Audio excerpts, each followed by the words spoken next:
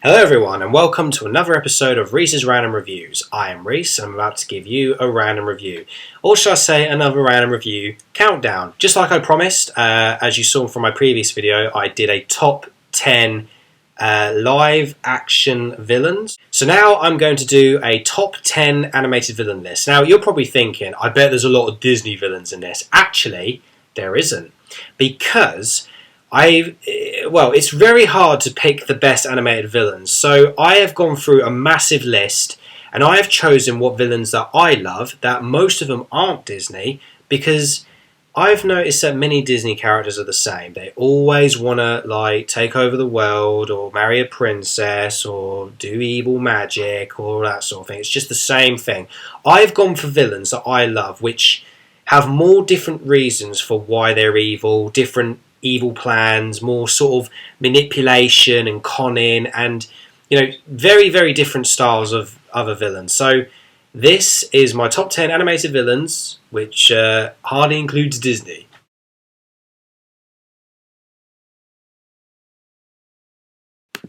Warren T. Rat from An American Tail. This villain is evil because he's a con. Basically what he does is that he tries to protect the mice by getting their money. The mice pay him for their protection against cats, but he doesn't do that because Warren T. Rat is actually a cat.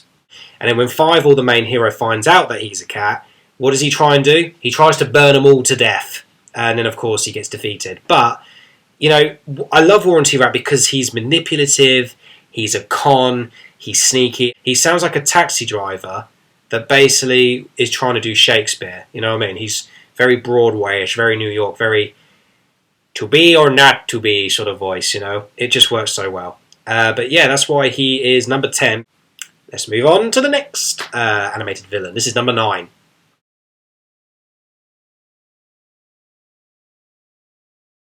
Titan from Megamind. I love this villain because what was good about it was that the fact we didn't know that he was going to be the main villain. Titan, starts off as a young news presenter. He's in love with Tina Fey's character, and he's so obsessed with her. He loves her, and then all of a sudden, because she doesn't want to be with him, he turns into what was meant to be a superhero. He decides to be a villain, and then he kidnaps his love and takes on the protagonist, or shall I say the anti-hero protagonist character, Megamind. Was that he was just so unexpected. He's dumb as well, but then when he turns evil, he's evil. You know what I mean? You don't mess with Titan when he's planning to kill you. So that's what I liked about it. It was just a surprise that he was the main villain. So it was awesome. Okay, so let's go on to number 8.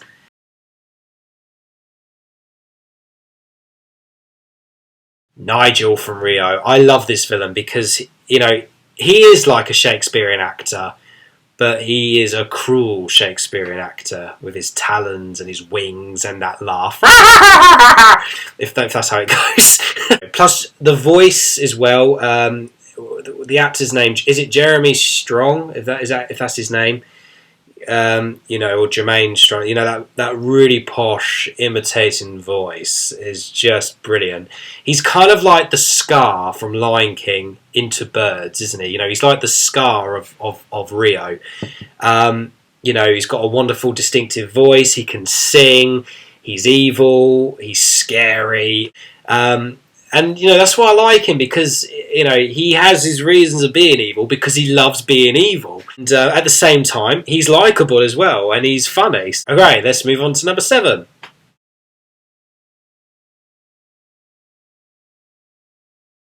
Rasputin from Don Bluth's Anastasia. This is like the Jafar of Anastasia, but to be honest, I like him more than Jafar. I know people prefer Jafar from Aladdin, and I do as well. I do like Jafar, but Rasputin seems a bit more...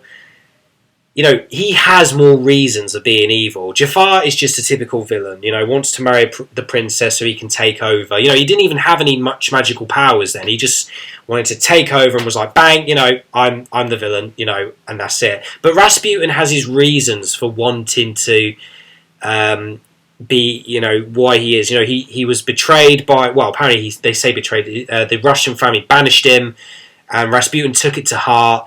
So he cursed the family and he wanted to destroy them all. And then all of a sudden he finds out that Anastasia's still alive and he didn't kill them all, and he wants to kill her. And but Rasputin does it in a more sinister way. Like, he actually goes to Anastasia's dream and turns into a nightmare, and that's just spooky. He does things in more spooky ways than a Disney villain would. So, Rasputin is creepy, and he does things in a sinister way, but at the same time, he's a very, very likeable villain as well. Very funny moments. Plus, Christopher Lloyd puts on such a marvellous performance as Rasputin, so you can't get any better than that. Okay, let's do number 6 now.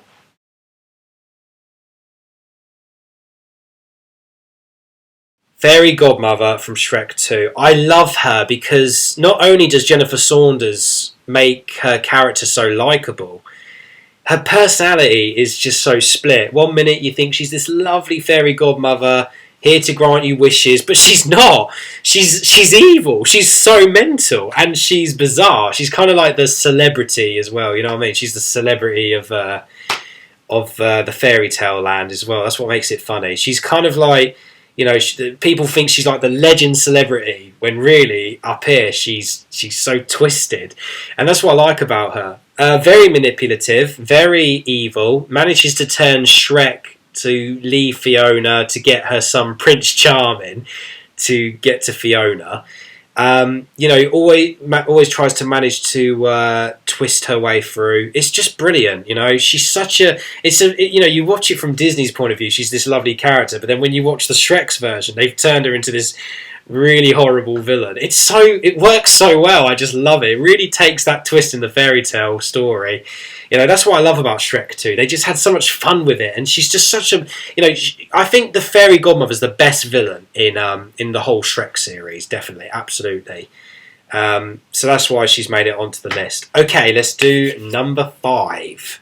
Sorry, that was 10 then. 5. There you go.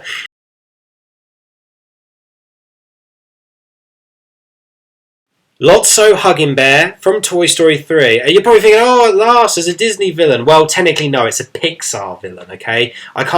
Even though Disney owned Pixar, I just say that Lotso's a Pixar villain. But yes, Lotso Hugging Bear. I think Lotso's like one of the most evil villains in Pixar's history. I prefer Lotso Hugging Bear because, to be honest, I kind of had a feeling he was the villain, but it kind of just a little bit took me by surprise. But what I love is the fact there's a reason why he's evil and a reason why he's so disturbed. It's because he was abandoned when he was, a long time ago by his owner, the little girl. And then when he runs back to the house and he sees that she's got a new Lotso, he then twists it and says, "She betrayed all of us. She doesn't like toys anymore." But it was because she loved him so much, she got a new toy. But he didn't see that. He just thought that she'd betrayed them, and he just lost it. And then he took over the nursery, and then he controlled everything, manipulated them all, brainwashed them. That's what's so good about Lotso. He just has this such negative attitude along the world, and that's what made him such a great villain, So Lotso is just a broken down character, but it worked so well for the film. Okay, now let's go on to number 4.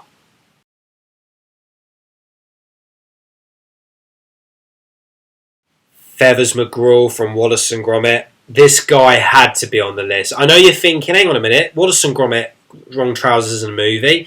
Well, I never said I was doing top 10 animated villain from movies, did I? This is my top 10 animated villains of all time. So, yeah, I never said it was going to be from just films. But yes, Feathers McGraw is number 4 because he's such a unique villain. He's quiet, he doesn't have any emotions, and I've grew up with this villain, and he's just been such a favourite. He's just this penguin that walks around the house, he just watches you, and then you find out that he wears a glove on his hand and pretends to be a chicken, and he's basically going around stealing jewellery and doing all these horrible crimes. It's just such a genius piece of piece of work, and it works so well. You know what I mean? It just works.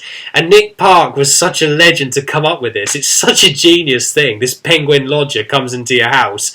He doesn't speak, doesn't have any emotions, but you know what he's doing as well. When he wears the glove and he's going with the diamond and he's trying to use Wallace. When he wears the helmet, he's got the claw, and then he gets a gun, tries to shoot Wallace and Gromit, and then it's just brilliant. It's such an amazing villain. Feathers McGraw had to be high on the list, so there you go. Right, number 3.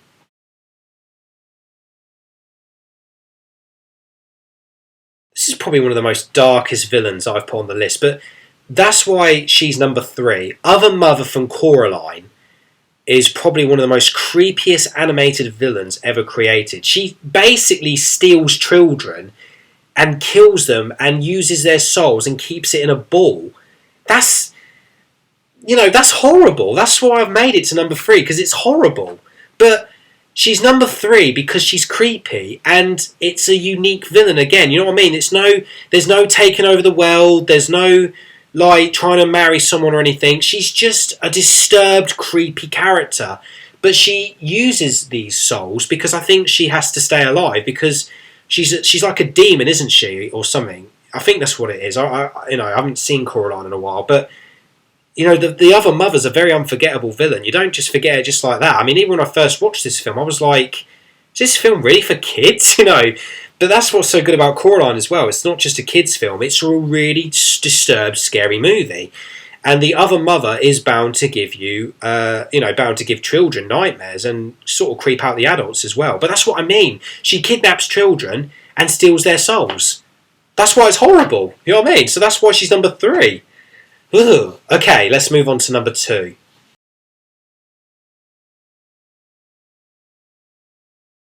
Scar from The Lion King. Of course, this character had to be on the list. Scar is my favourite Disney villain of all, because he wants to steal the throne, he wants to take over the Pride Lands, but that's not the reason why he's number 2. He's number 2 because he is evil and he uses lies and so much manipulation, and he also kills his own brother and tries to kill his own nephew. He's that disturbed to try and take over the Pride Lands. There's definitely something up there about Scar which is not correct, but then when you see him on the outside, he seems so perfect and so calm, and then he leashes out his real true colours afterwards, but it's also Jeremy Irons' performance that makes Scar. It's just brilliant. Scar is literally, one of the best Disney villains ever made. I think he's better than Maleficent. I think he's better than Jafar. He is literally the manipulating Disney villain I've ever seen on screen. Plus, I grew up with Scar, with Lion King, so yeah, he's got to be number 2. Sorry, not number 1. Sorry, but here's number 1 now. This is my number 1 villain. So let's see who is number 1.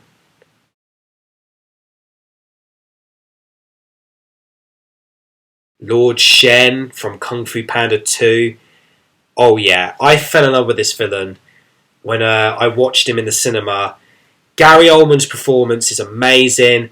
The personality from Lord Shen is incredible. Nothing stands in his way. He's determined to kill pandas. He's determined to use his weapon. And that's what it's all about. He's got this weapon to destroy Kung Fu. He wants to kill off all the pandas so, the prophecy doesn't work, that this other panda will stop him. He's such a determined villain, and plus he's technically a serial killer. He doesn't care who he kills, even if it's his companions or people that work with him, he'll destroy them. All he cares about is himself, you know what I mean? He's, looks out for number 1, and it's just him. And that is why he makes it as my number 1 villain, because he's just everything that I love in an animated villain. Okay guys, there you go. That's my top 10 animated villains. I hope my list was good. Do you have a top 10 favourite villain on the list? If you do, subscribe and comment and tell me, guys. I'd love to hear what your favourite animated villains are. Even if it is Disney, just let me know, yeah? So just let me know, and thanks for watching. I'm Reese, and I've just given you a random review and another countdown.